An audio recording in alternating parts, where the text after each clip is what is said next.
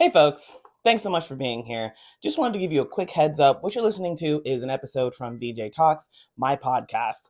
And this is a re-upload, so if you hear anything about, hey, go check out this link, go check out this forum, etc., it's more than likely not there anymore. So just wanted to give you that heads up before you went looking for something that wasn't there. Either way, thank you so much for watching. Please enjoy, and let me know what you think in the comments. Catch you later. Hello and welcome to VJ Talks, a bi-monthly podcast presented by VJH Creations LLC, where I talk about anything and everything to do with TTRPGs and sometimes wider pop culture. I want to give a quick shout out to Arcane Anthems for providing the intro and outro music you hear for this podcast. Arcane Anthems creates free music for tabletop role-playing streams and podcasts. Music adds immersion, tension, and emotion to games, but often streams and podcasts shy away from using music for fear of legal ramifications. Arcane Anthems wants to make it simple to add music to your games. Hello, everybody. Welcome back to VJ Talks, and I'm here with the... Wow.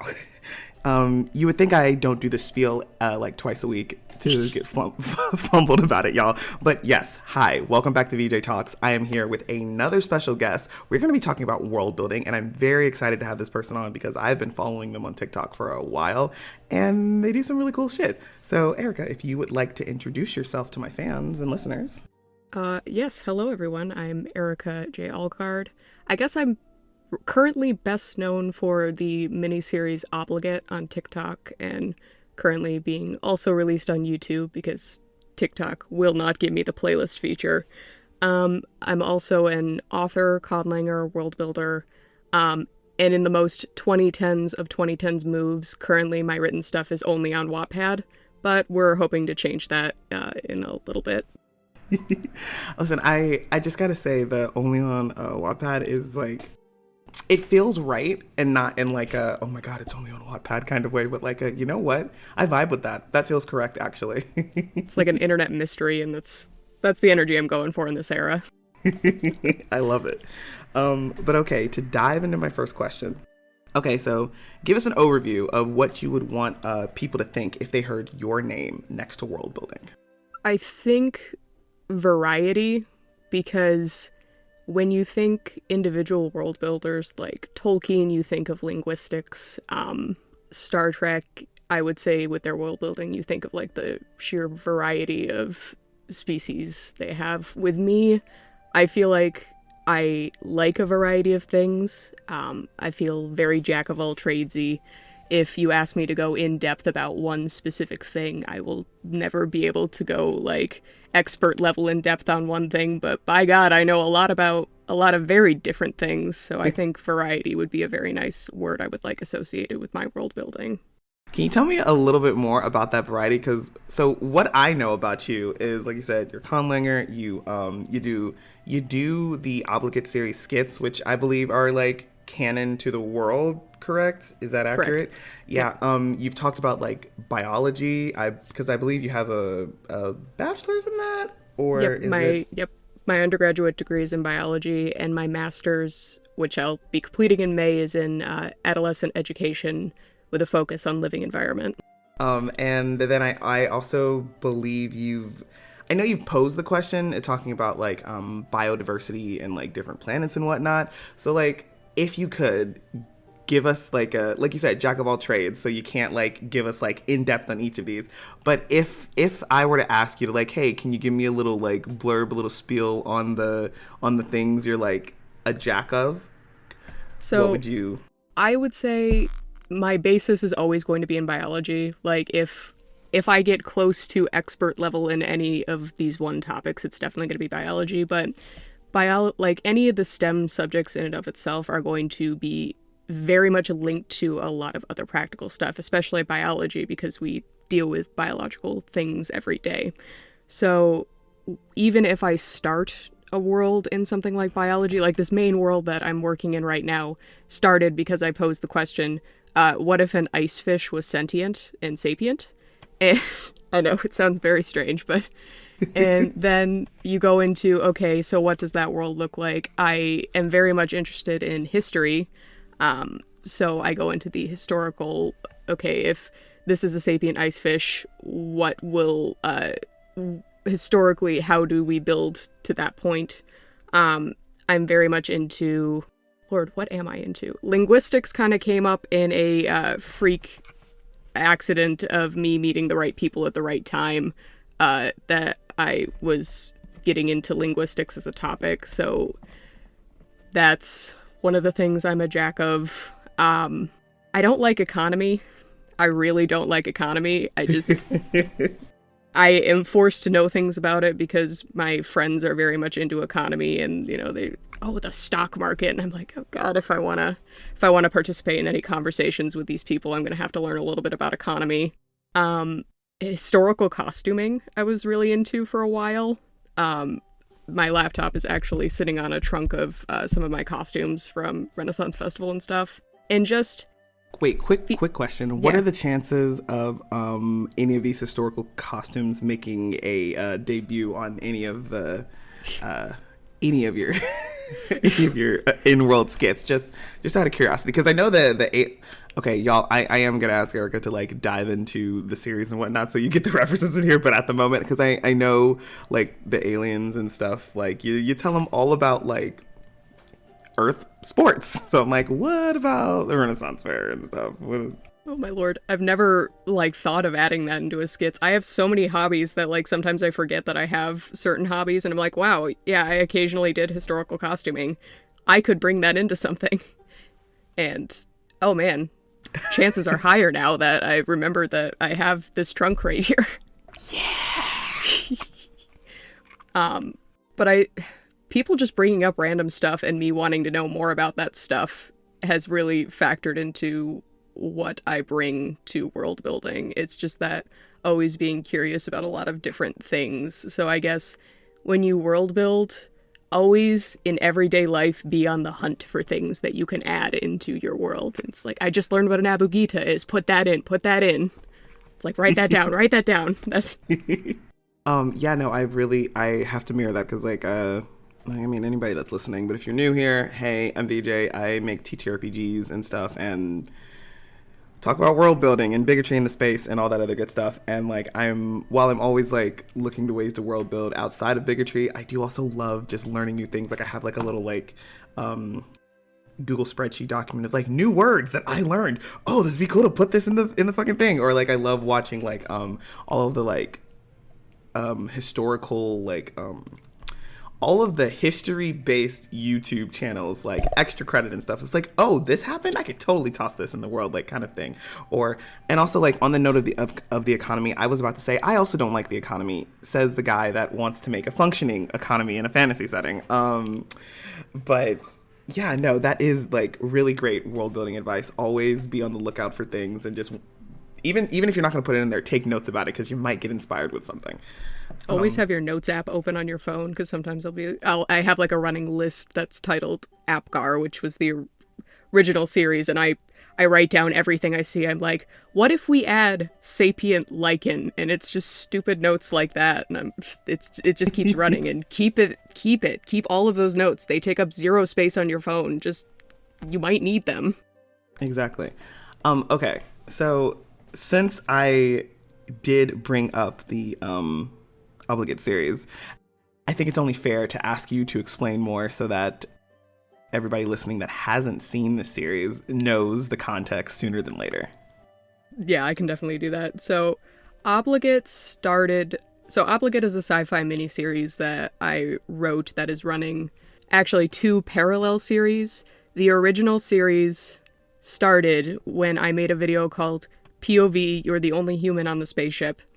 And it was just this funny slice of life video where it was like this only human on the spaceship on camera, just watching football, watching a Bills game, and just saying, yeah, touchdown, and like explaining football to these alien species that don't know what football is. And then someone rightly pointed out in the comments, hey, if I'm the human, because this is supposed to be POV, you're the only human on the spaceship, what is she? And I'm like, oh man, I used POV wrong. And then I'm like, wait a minute, we can make something out of this. And then that tailed into the parallel series Obligate, where the person on camera looks human, but is not, like distinctly not. And it's just trying to solve the mystery of what is this thing it's called an obligate parasite. It it explains that it needs to function, it needs to possess a host to survive, and it's just going through trying to figure out what this parasite's intentions are. Mm-hmm.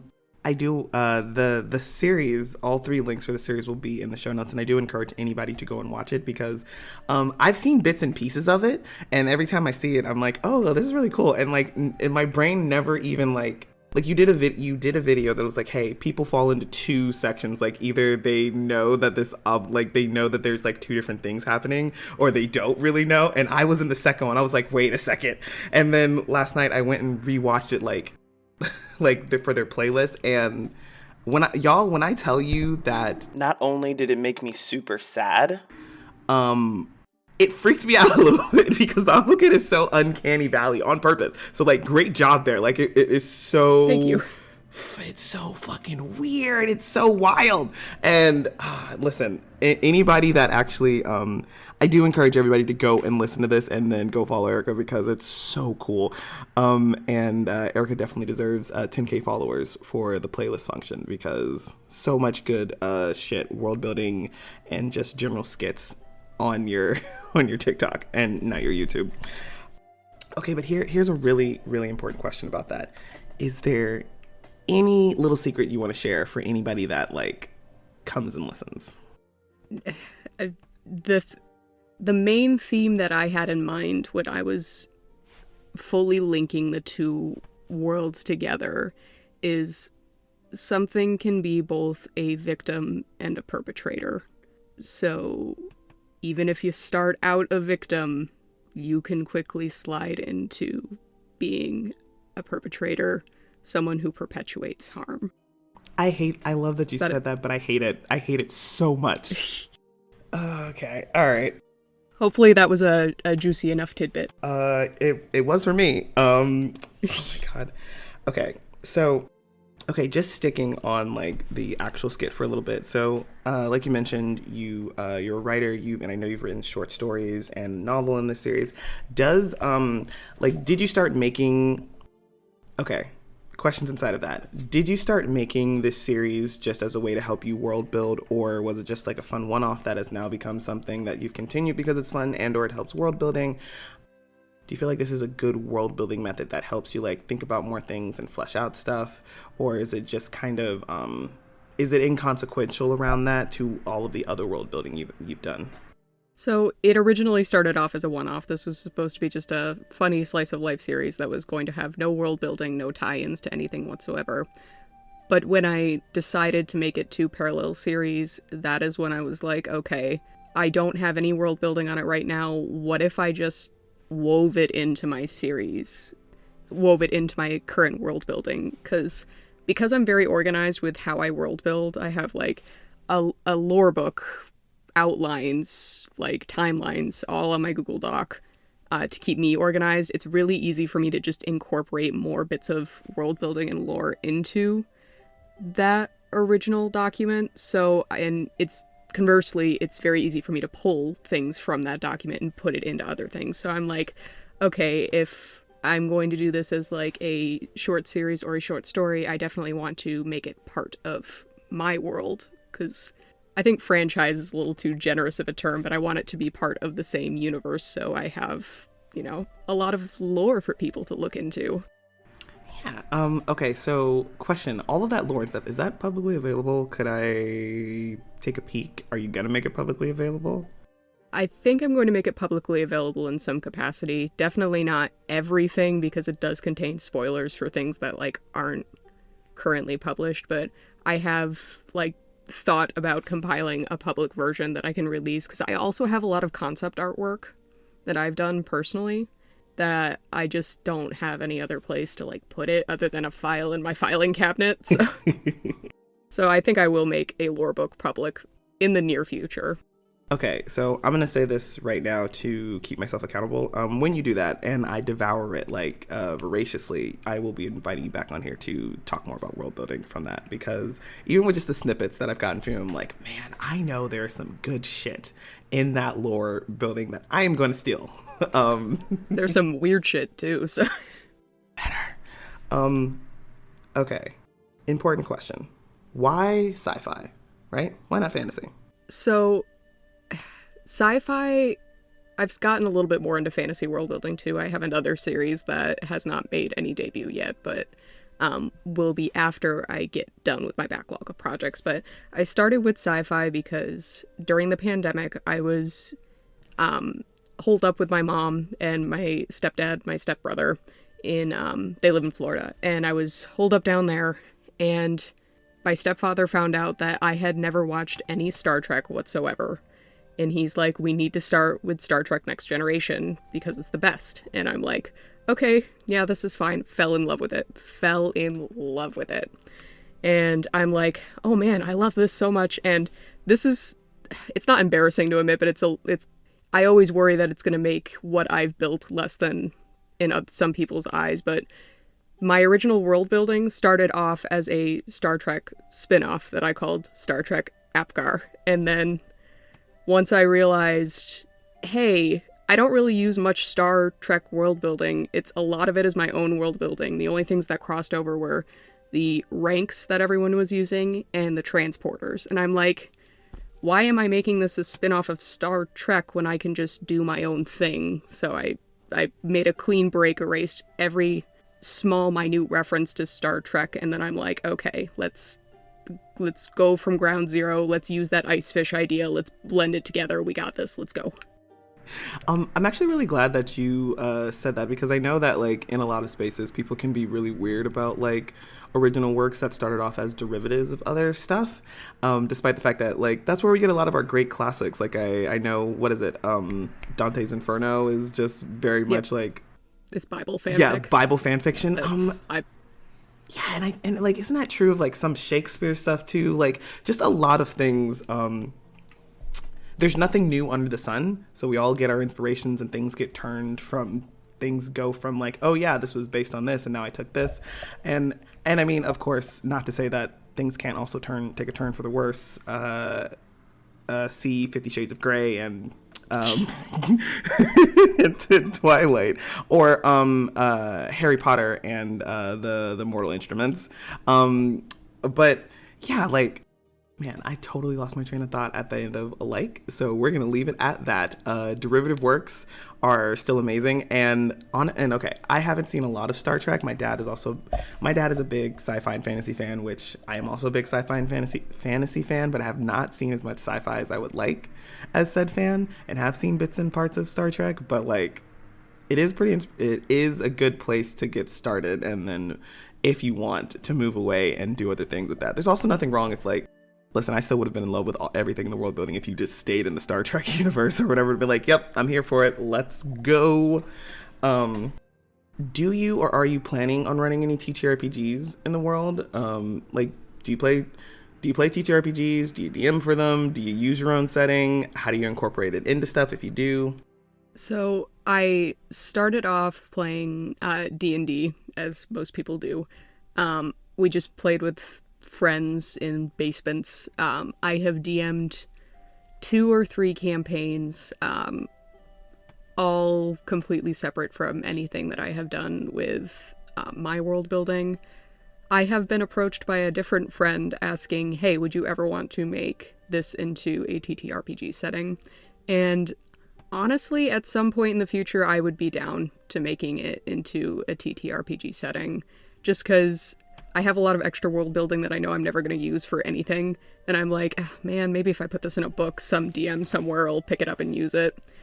Currently, I'm actually working on being a player on a TTRPG podcast. It's the Warhammer 40k TTRPG where everyone's a space marine. So that's in the works right now. I'm not quite sure when that's going to be released, but hopefully that'll be fun. Oh, hell yeah, that is so cool. Gentle listeners, whenever that comes out, that'll also be updated in the show notes, and a new tweet be like, hey, this has come out, go check it out. Do you play a lot of okay, since you brought that up, I would love, okay, so I know bits and pieces about Warhammer 40k, mostly because like when I'm working, since I work from home, and when I'm not like professionally running games. I'm like writing stuff for people, either for myself to publish or other people have paid me to publish. And it's like I need something interesting in the background if it's not just like instrumental music.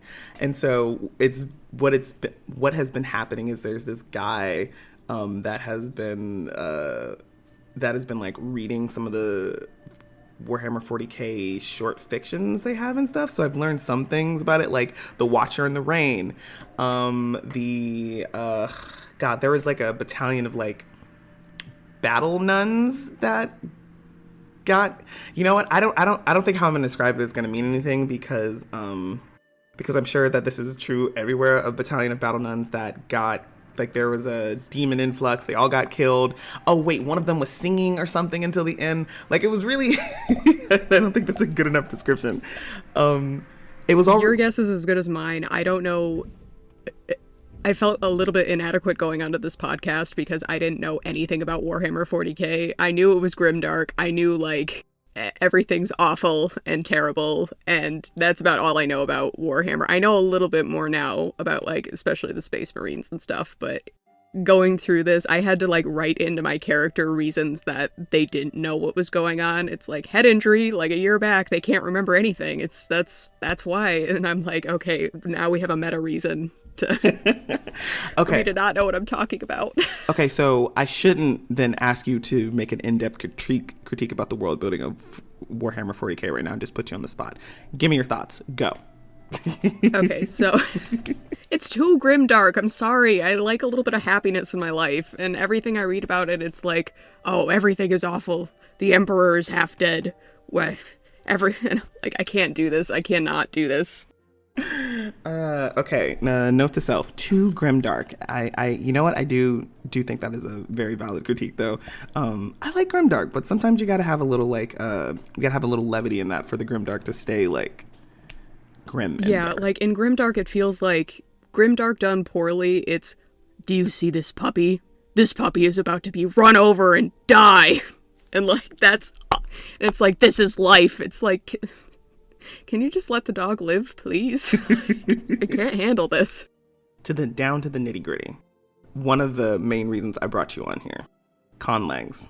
I feel like I said this already, but I would repeat it. That is one of the like first things I saw about you come across my For You page. It was that, and then it was definitely like some part of the Obligate series. Like, I don't know which one came first, but they were really close to each other, so it's one or the other.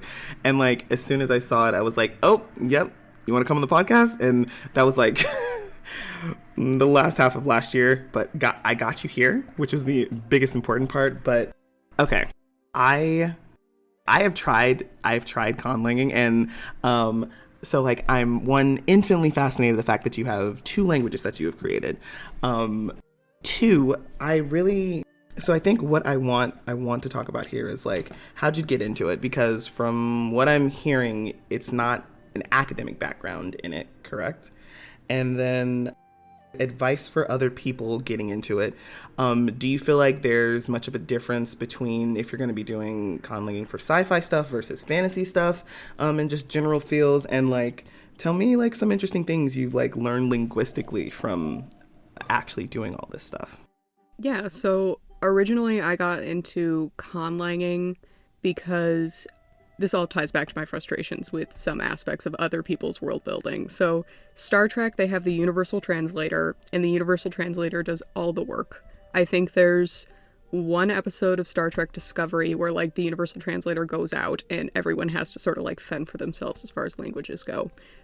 I think that's a real missed opportunity there, because just languages in general have so much nuance to them, especially when you get into beyond grammatical stuff, vocabulary, structure, and you get into like idioms and phrases and sayings and like their history and how it reflects the history of the people who speak that language.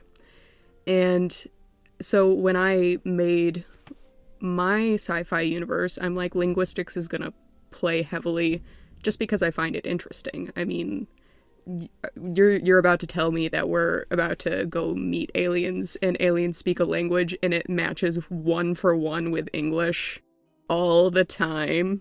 And yeah, so With my first conlang, Lacerti, I will be referring to it as Lacerti from here on out because it takes conscious thought for me to roll my R's.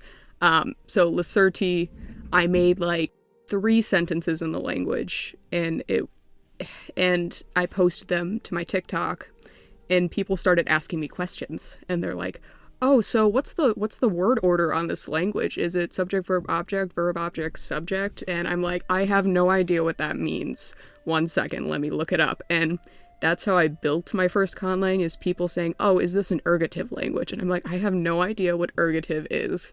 1 moment, please.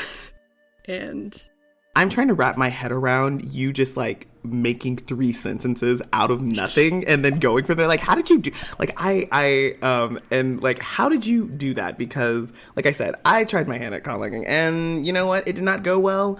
I don't know if I'm ever gonna touch it again, but like, I'm at all. So please, like, explain this to me. Yeah. So those initial 3 sentences, I will admit, I scrapped a lot of what I did with them later as I found out more about conlanging, but they started off with me just in my car, figuring out I can roll my R's. That was important, because I'm like, wow, rolling R's, this sounds so cool to my brain that took English and German in high school. And then I figured out, so there's a sound, it's a lateral fricative, I believe it is. So it just sounded so cool to me. It means it's at the front of the mouth. And see, this is where Jack of all trades is showing, because I can't like thoroughly describe what this sound, how to produce this sound, but I thought it sounded so cool. So while I was in my car, like just driving alone, I would just start going, kesher, la, and I would just string together consonants that I thought sounded cool. And I'm like, that's it, that word. That one, pull over, write it down. I'm glad that I live in the middle of nowhere and that pulling over doesn't necessarily cause an accident, because, pull over, write it down, get back on the road, pull over, write it down. And I'm like, I have a dash cam now, so I just speak into the dash cam. I'm like, dash cam, Mark, be my scribe. And then once I had a handful of base words that I ascribed meaning to, whenever I needed a new word, the first thing I would do is I would consider, okay, what does the culture that speak this language relate this word to? So for the species that speaks Lacerti, they're amphibious, they live underwater, and they live in the ice. So if they need a word for cold, they're going to associate that with like good, positive things, because they like the cold, they love the cold. The cold's normal. So I think when I made the word for cold, I took the root word that I had for like average, and I twisted it until I made a new word for cold. So it's a lot of like, and I think this comes back to a lot of concepts in world building, like umbrella term, is finding those connective points and making sure that they're clear to someone who's paying attention. Okay. That makes more sense, because like I said, I was just like, how did you just pull 3 sentences just out of fucking thin air? Like, I try that and it's just, I'm not going to try it on the podcast because it would just be embarrassing gibberish, and it's a lot of embarrassing gibberish before you get to the good stuff. Then there are like the technicalities of finding like phonemes and like all the sounds that you think should encompass this language without going overboard and putting in too many sounds, or go overboard. I mean, aliens are speaking it, so who knows? Okay, so do you feel like there's like if somebody, okay, so like I said, I am a big sci-fi and fantasy fan. I've been leaning more towards fantasy a lot, and I'm like, I want to get back into my sci-fi stuff. So I've been world building more like fantasy and sci-fi stuff together. Do you feel like if somebody's planning on doing like creating their own language, there is like a different vibe or approach they might need to take for if they're doing sci-fi side of it versus the fantasy side of it? Not necessarily, because in both sci-fi and fantasy, you have different species and different cultural groups within those species that are potentially speaking different languages. I guess in sci-fi you can get weirder in different ways than you can in fantasy. So I have a third language that is not developed. It's a joke language. It's called Cerulean Radio Frequency Communication. The joke is that it sounds like radio static to literally anyone who's speaking it besides another Cerulean. So weird stuff like that. In fantasy, who knows? Maybe the dragons have like different colored lighters that they flick, and that's how they communicate. But when you're doing a language that's not meant to be something like Esperanto, which is meant to be an auxiliary language for humans to speak on like a level where everyone's on an equal playing field. Whether or not Esperanto accomplishes that is a topic for a different time. But with sci-fi and fantasy languages, you're not restricted by trying to make communication easy. Your job as a world builder is just making it interesting and conducive for what's going on in that culture. I guess I kind of asked because I know like a lot of people, there's like a disconnect between combining sci-fi and fantasy elements together, and I've been doing a lot more of that, not just in like world building but also in like some of the games that I'm like running for people. And I guess also partially in my mind, when I think fantasy, I think like very flowery and kind of soft and languages of like elves versus like, man, what's like anything that's more rough and guttural that you might hear from like a Star Wars race or something like that. So it was just like, is that just like a cultural thing, or do you feel like there was actually something that's like, okay, well, since there are these two things that people associated with, if you were going to do that, you actually might need to do this. But it sounds like it's just like it's not a mechanical thing, it's a fluff thing for this kind of. Yeah, and I think it also has to align with a lot of the themes that you see prevalent in a lot of mainstream popular sci-fi versus mainstream popular fantasy. So sci-fi, you deal a lot more with the unknown, and like space is scary. So what's more scary than someone yelling at you, or what you perceive to be someone yelling at you? And of course it is also tied to, I think it's also tied to a lot of xenophobia surrounding like different languages. Definitely. And maybe Western perceptions of different languages and how they might sound threatening, quote unquote.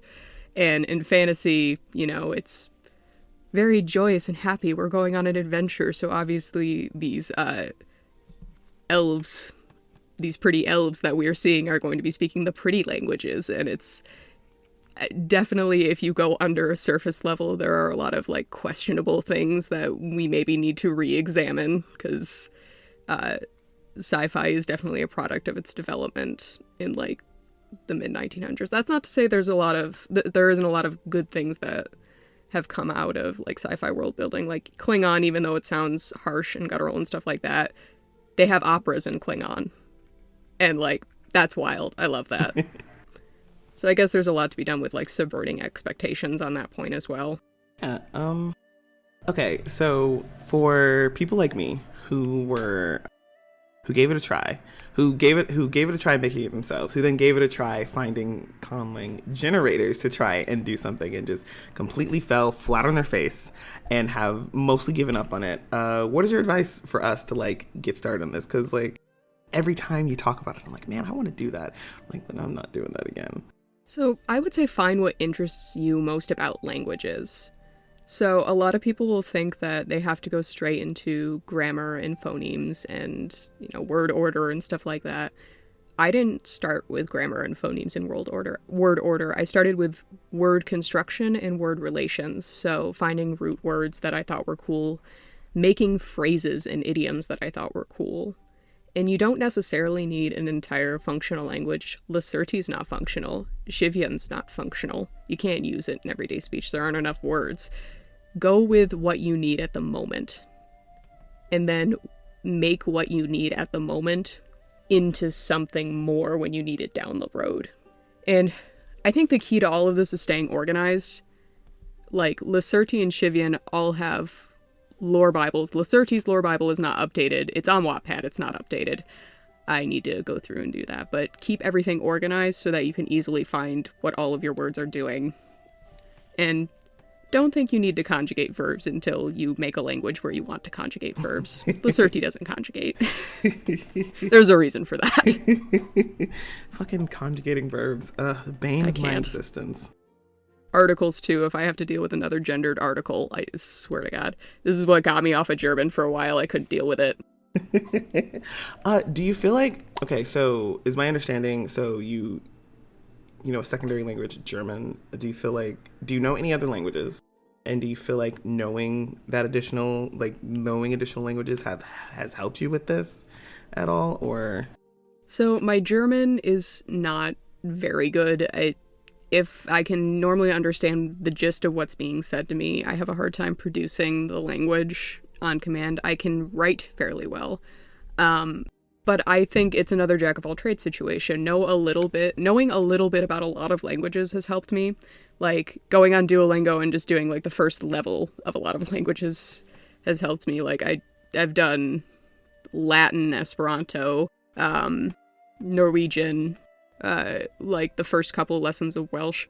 Klingon, just so I can yell at my stepbrother in Klingon. Japanese has helped me with realizing that I can make alphabets as crazy as I want to. They're dealing with 3 separate writing systems over. It's kind of crazy. Japanese, I'm never going to go down that rabbit hole with the intent of ever speaking it fluently.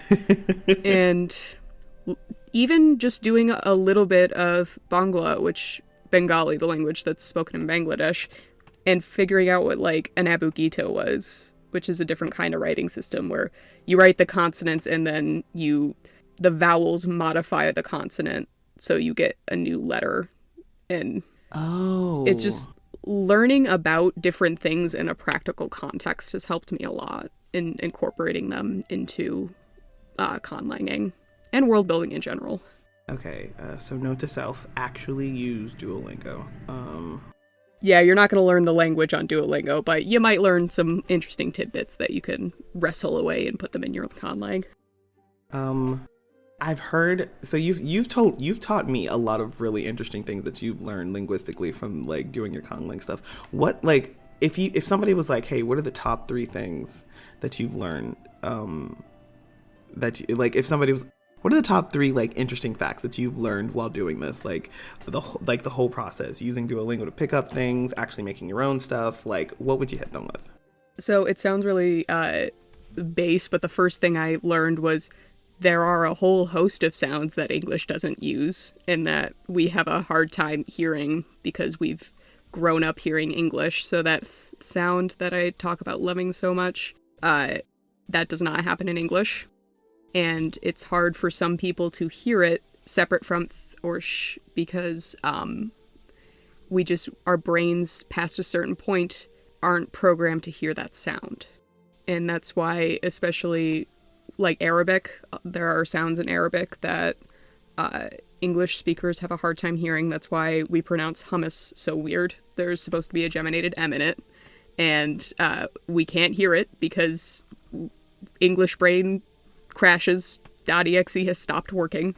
So it seems so base and obvious that there are sounds that exist in other languages that we don't use, but like being confronted with it during conlanging was just so cool. I'm like, oh, what's this sound? Can I use this sound in this language? Because this sound sounds so cool and I wish we had it in English, but we don't have it in English, and that's so rude.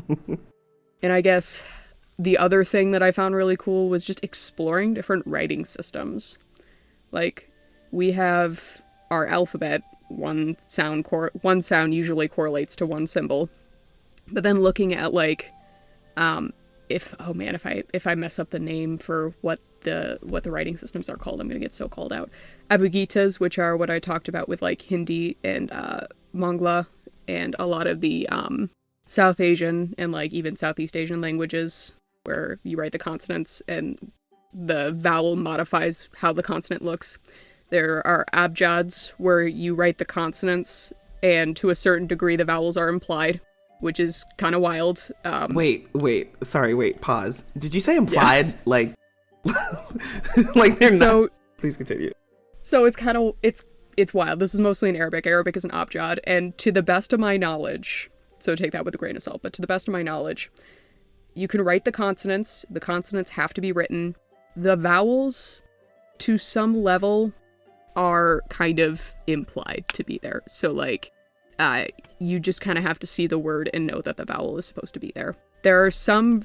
This is why Arabic is so hard to learn for, like, an English speaker. I know that, like, you can write the vowel there, And the vowel is going to be kind of similar to an abugida, where like it's written next to the consonant. It's not like its own separate letter, and it's used more for like when you're teaching like kids how to write in Arabic. You put all of the vowels there to like encourage them to figure out how to pronounce the entire word. But like just the fact that you can just not write sounds and people just know that they're supposed to be there is wild to me. I'm like, damn, maybe this is why Arabic is so pretty, because you can, the writing, because it's like a style of art in a lot of the Muslim world to make very pretty calligraphy, because of course you're not supposed to be portraying human faces so often in a lot of Muslim work. So Muslim and Arabic are very linked in that writing. It's so cool to get like into it a little bit further. And I know you're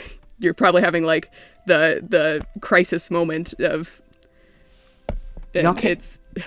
Y'all can't see my face, but I'm literally sitting over here slack-jawed like, this is so fucking cool. This is so amazing. Okay. All right. Okay. Holy fuck. Like the only thing that's running through my mind is like, and like my brain is trying to find some familiarity in what's being said to me. And the only thing is like, oh, would it be like if we like had like I don't know, what's a good word for it? I don't think the word moon is a good example, but we're just gonna go with it. So like if we had the word moon, and instead of having the two O's in there, which is MN, we would like, it's like they're saying, oh hey, you should assume that there's two O's in this. So this is the word. Yeah. Like is that like a Yeah.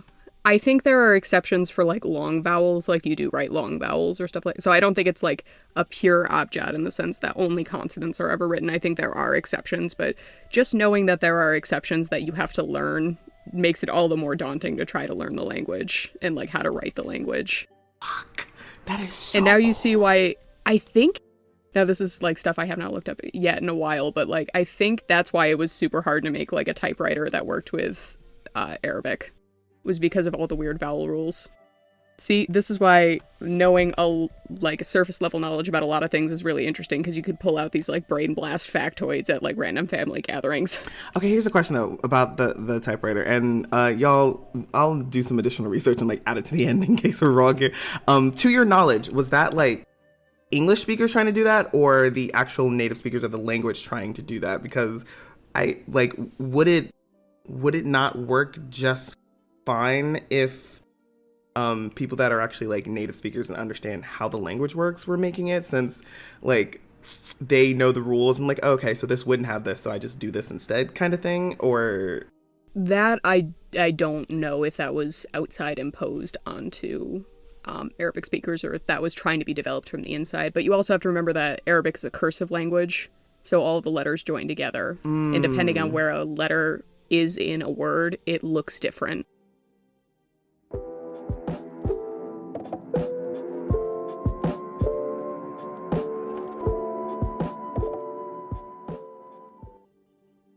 Hey everybody, just a quick interruption, adding some much needed context and additional information around our conversation about Arabic and the typewriter. My lovely guest Erica did do some further research and found out some more information, so here we go. This is what was sent to me. Oh man, this was a trip. So I did find a source for the origin of the Arabic typewriter. Apparently, there's a big debate over who's the first inventor due to evidence of the first typed document being present 3 months before another inventor first patented it in 1899. I found a podcast episode detailing the story there that's really interesting and lays out the history. And this is Kerning Cultures, A Tale of Two Adventures. That'll be in the show notes. Then there's what I said about how difficult it was to fit the Arabic alphabet on a typewriter keyboard due to the cursive nature of Arabic writing, which does have a basis. One of the guys who was a guest on the first podcast, Ahmed Elathi, I apologize for butchering that, who works in a transfer office and compiled a lot of this information, gave a talk at the Netherlands Flemish Institute. There's a YouTube link for that, and that will be in the show notes as well, where he talks about the challenges of the Arabic typewriter around 2735, using a quote from an article written in 1929 that interviewed an American typographer, Nation's Business, 1929, archive.org. Again, that link will be in the notes. It starts on 156 and continued on 158 though.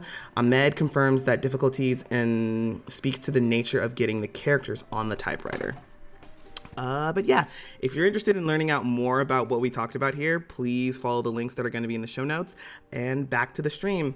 Thanks. Keep enjoying yourself.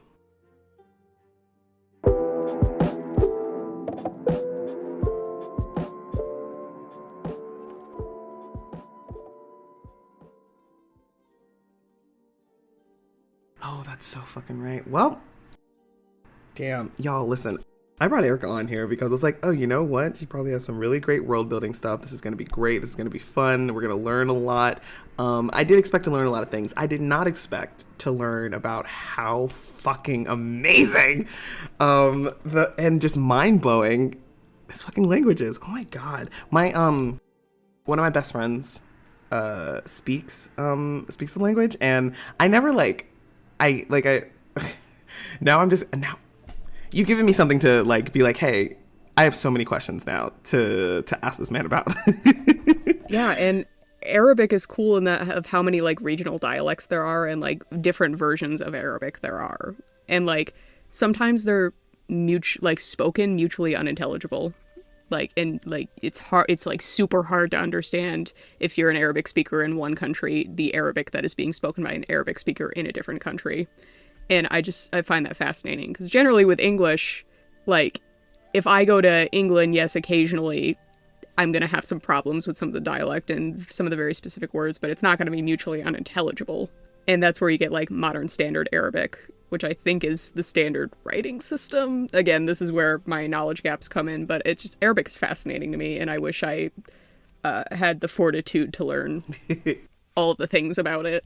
But okay, so on the note of like, you know, some things being like for Arabic being unintelligible because of the different places there are, and okay, before I dive into that, I also like, since you brought up like English in like England or whatnot, I do have to share a little tidbit about that. A friend of mine that I play in a stream TTRPG with is from England and perfectly fine to understand each other, except when they say shit like argy bargy, and that becomes completely unintelligible to me. But no, like I'm mostly using this moment to shit on my friend real quick. Hey Jess, if you're listening. But back to the actual topic at hand. So since like you were saying, there are certain places where it can just be completely unintelligible despite the fact that it's, you know, technically the same language. Do you have you done that? Are you planning on doing that? Is that going to build out like the actual conlang that you're using? Like, is it just going to get split and then things would just get real wild, or?